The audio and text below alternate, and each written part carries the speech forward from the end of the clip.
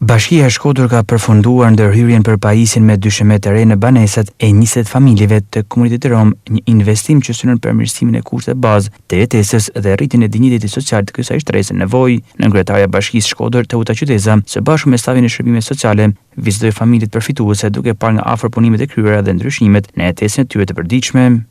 Jemi sot në këtë qendër banesash sociale ku jeton komuniteti rom. Në këto banesa, që ne i themi kontenjer, po në fakt janë banesat mirëfillta, sepse nuk i mungon asnjë shërbimit.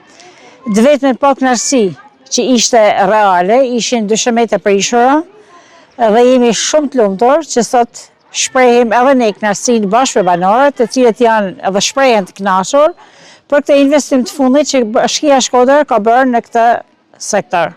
Banesat kishin nevojë urgjente për të riparuar dyshemet dhe ne e morëm shumë seriozisht dhe një investim i mirëfillt i bërë nga bashkia në të gjitha banesat, në mënyrë që të mos kishim asnjë lloj diferencimit, ka bërë të mundur që tashmë jo vetëm janë të niveluara dhe të rregullta të gjitha banesat dhe premtojnë për një banim normal, por është e zauru dhe problematika që to kishin me insektet. Pra me këtë investim i kemi përmirësuar cilësinë e jetës në të gjitha aspektet, edhe në atë shëndetësor, edhe në estetik.